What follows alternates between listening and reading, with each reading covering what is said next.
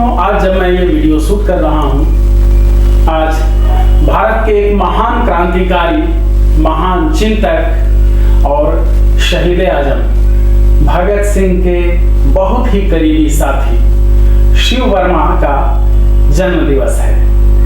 आज ही के दिन यानी 9 फरवरी को 1904 में हरदोई जिले में, जो उत्तर प्रदेश का जिला है, हरदोई में उनका जन्म हुआ था। उनके पूरे जीवन पर हम लोग बाद में नजर डालेंगे, उनसे जुड़ी घटनाओं पर। आज हम लोग उनकी एक विशेष स्मृति की चर्चा करेंगे। हम सभी जानते हैं कि उन्होंने संस्मृतियां अपने शहीद क्रांतिकारी साथियों की यादें लिखी हैं, जिस किताब का नाम है संस्मृतियां, और उसमें उन्होंने संस्मरणों के रेखा चित्र एक तरह से बनाए हैं, कह लीजिए, और साथ ही यश की धरोहर में लिखा है। बहुत कुछ उन्होंने देश को बताया कि क्रांतिकारी किस तरीके से लड़ते थे, भगत सिंह क्या चाहते थे, भगत सिंह के या एच.एस. आर्य के सपनों का भारत क्या था। इसके अलावा भी उन्होंने काफी कुछ लिखा है, उन्होंने इंटरव्यू दिए हैं, वो डायरी भी लिखा करते थे। और आज जो हम लोग उनकी विशेष याद की चर्चा कर रहे हैं, शिव वर्मा की एक डायरी का पन्ना है ये। जब वो मिले थे अमर शहीद राम प्रसाद बिस्मिल की मां से, काकोरी केस में आप सभी जानते होंगे कि राम प्रसाद बिस्मिल को सजा हुई थी, गोरखपुर जेल में उन्हें फांसी दी गई थी। और उसके बाद उनके परिवार का क्या हुआ ये कहीं पता नहीं चलता। अधिकतर जो क्रांतिकारी हैं उनके परिवारों के बारे में यही हाल है। हम लोग द फ्रीडम के माध्यम से कोशिश कर रहे हैं कि कम से कम आप जानिए शहीदों के परिवारों का क्या हुआ। वो जो देश के नाम पर फांसी पर चढ़ गए या पूरी जिंदगी काला पानी की सजा झेलते रह गए, क्या हुआ उनके माँ बाप का, उनके भाई बहनों का क्या हुआ, उनके परिवार का क्या हुआ, क्या कैसा बीता, किस तरह से रहे और अब किस हाल में है, अगर है तो राम प्रसाद बिस्मिल के साथ भी ऐसा ही हुआ था। और राम प्रसाद बिस्मिल की मां से मिलने गए शिव वर्मा, और मिल करके जब लौटे तो उन्होंने यह अपनी स्मृति लिखी अपनी डायरी पर। तब तक जब ये गए थे शिव वर्मा, राम प्रसाद बिस्मिल के पिताजी यानी मुरलीधर, उनकी मृत्यु हो चुकी थी। परिवार की स्थिति क्या थी, क्या हालत थी, आप इस पन्ने को सुनिए और अंदाजा लगाइए। सिहरन होगी शरीर में, रोंगटे खड़े हो जाएंगे, आंखों से दर्द छलक पड़ेगा। किस तरह से हमारे महान शहीदों के परिजन रहे, कितना कष्ट उठाना पड़ा। तो देख लीजिए, जब शिव वर्मा मिलते हैं राम प्रसाद बिस्मिल की मां से, और उसके बाद लौट करके लिखते हैं। शिव वर्मा के उस संस्मरण से पहले मैं उन तमाम महानुभावों के प्रति आभार प्रकट करना चाहता हूं, जिन्होंने आर्थिक सहयोग दे करके द फ्रीडम के इस अभियान को जारी रखने में, आगे बढ़ाने में मदद की है। साथ ही आप सभी से सादर आग्रह।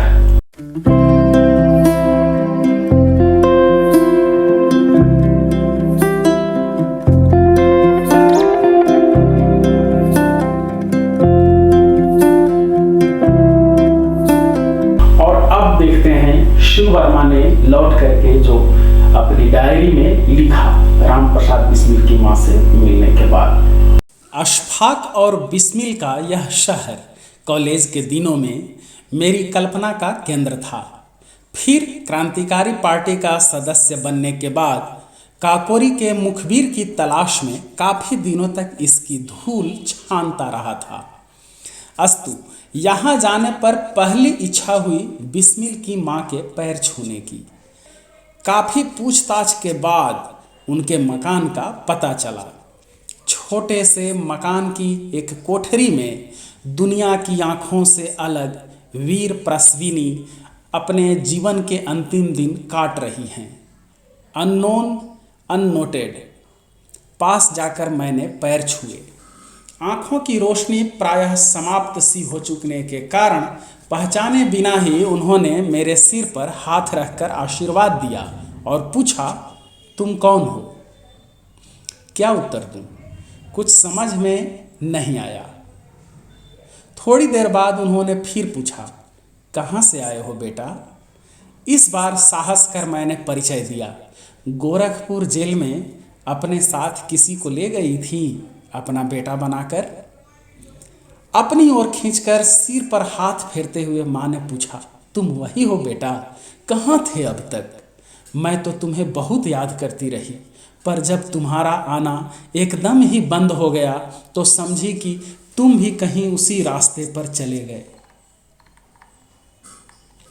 माँ का दिल भर आया। कितने ही पुराने घावों पर एक साथ ठेस लगी। अपने अच्छे दिनों की याद, बिस्मिल की याद, फांसी, तख्ता, रस्सी और जल्लाद की याद, जवान बेटे की जलती हुई चिता की याद और न जाने कितने यादों से उनके ज्योतिहीन नेत्रों में पानी भर आया। वे रो पड़ी। बात छेड़ने के लिए मैंने पूछा, रमेश यानी बिस्मिल का छोटा भाई कहाँ है? मुझे क्या पता था कि मेरा प्रश्न उनकी आंखों में बरसात भर लाएगा। वे जोर से रो पड़ी। बरसों का रुका बांध टूट पड़ा सैलाब बनकर। कुछ देर बाद अपने को संभाल कर उन्होंने कहानी सुनानी शुरू की। आरंभ में लोगों ने पुलिस के डर से उनके घर आना छोड़ दिया। वृद्ध पिता की कोई बंधी हुई आमदनी न थी। कुछ साल बाद रमेश बीमार पड़ा। दवा इलाज के अभाव में बीमारी जड़ पकड़ती गई। घर का सब कुछ बिक जाने पर भी रमेश का इलाज न हो पाया। पथ्य और उपचार के अभाव में तपेदिक का शिकार बनकर एक दिन वह माँ को निपुती छोड़कर चला गया। पिता को कोरी हमदर्दी दिखाने वालों से चिढ़ हो गई। वे बेहद चिड़चिड़े हो गए। घर का सब कुछ तो बिक ही चुका था, अस्तु फाकों से तंग आकर एक दिन वे भी चले गए, माँ को संसार में अनाथ और अकेली छोड़कर। पेट में 2 दाना अनाज तो डालना ही था, अस्तु मकान का एक भाग किराए पर उठाने का निश्चय किया। पुलिस के डर से कोई किराएदार भी नहीं आया, और जब आया तब पुलिस का ही एक आदमी। लोगों ने बदनाम किया कि माँ का संपर्क तो पुलिस से हो गया है। उनकी दुनिया से बचा हुआ प्रकाश भी चला गया। पुत्र खोया, लाल खोया, अंत में बचा था नाम, सो वह भी चला गया। उनकी आंखों से पानी की धार बहते देखकर मेरे सामने गोरखपुर की फांसी की कोठरी घूम गई। काकोरी के चारों अभियुक्तों के जीवन का फैसला हो चुका था। To be hanged by the neck till they be dead.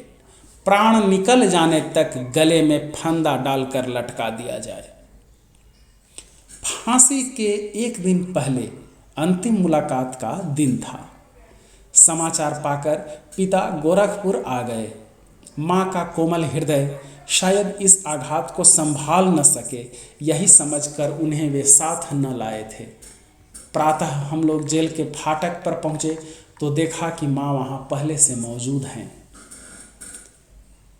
अंदर जाने के समय सवाल आया मेरा, मुझे कैसे अंदर ले जाया जाए। उस समय माँ का साहस और पटुता देखकर सभी दंग रह गए।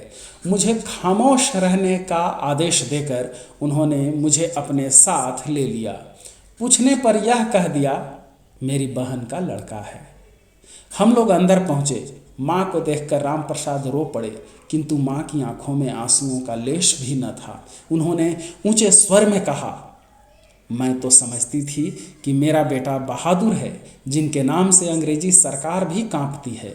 मुझे नहीं पता था कि वह मौत से डरता है। तुम्हें यदि रोकर ही मरना था तो व्यर्थ इस काम में आए। बिस्मिल ने आश्वासन दिया। आंसू मौत के डर से नहीं, वरन माँ के प्रति मोह के थे। मौत से मैं नहीं डरता माँ, तुम विश्वास करो। माँ ने मेरा हाथ पकड़कर आगे कर दिया। यह तुम्हारे आदमी हैं, पार्टी के बारे में जो चाहो इनसे कह सकते हो। उस समय माँ का स्वरूप देखकर जेल के अधिकारी तक कहने को बाध्य हुए कि बहादुर माँ का बेटा ही बहादुर हो सकता है। उस दिन समय पर विजय हुई थी माँ की, और आज माँ पर विजय पाई है समय ने। आघात पर आघात देकर उसने उनके बहादुर हृदय को भी कातर बना दिया है। जिस माँ की आँखों के दोनों ही तारे विलीन हो चुके हों, उसकी आँखों की ज्योति यदि चली जाए तो इसमें आश्चर्य ही क्या है। वहाँ तो रोज ही अंधेरे बादलों से बरसात उमड़ती रहेगी। कैसी है यह दुनिया, मैंने सोचा।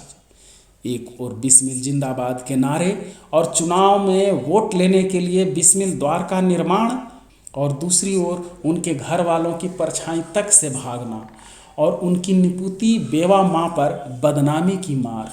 एक और शहीद परिवार सहायक फंड के नाम पर हजारों का चंदा, और दूसरी ओर पथ्य और दवा दारू तक के लिए पैसों के अभाव में बिस्मिल के भाई का टीबी से घुटकर मर जाना। क्या यही है शहीदों का आदर और उनकी पूजा? फिर आऊँगा माँ कहकर मैं चला आया। मन पर न जाने कितना बड़ा भार लिए। शाहजहांपुर, 23 फरवरी 1946।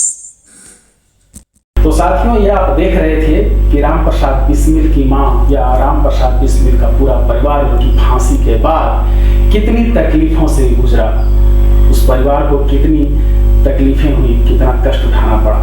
हम लोग राम प्रसाद बिस्मिल की मां के अंतिम दिनों की भी बात करेंगे, उनके पिताजी की भी बात करेंगे, या फिर अब जो उनका परिवार जहां जिस हाल में है उससे भी रूबरू कराएंगे दूसरे वीडियो में। इस वीडियो को यहीं खत्म करने की अनुमति दीजिए।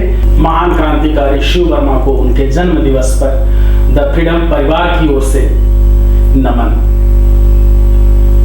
हम फिर मिलेंगे अगले वीडियो में नई कहानी के साथ। हमारे साथ जुड़े रहने के लिए चैनल को जरूर सब्सक्राइब कीजिए, अधिक से अधिक लोगों तक इन वीडियोस को पहुंचाइए। धन्यवाद साथियों, जय हिंद, इनकलाब जिंदाबाद।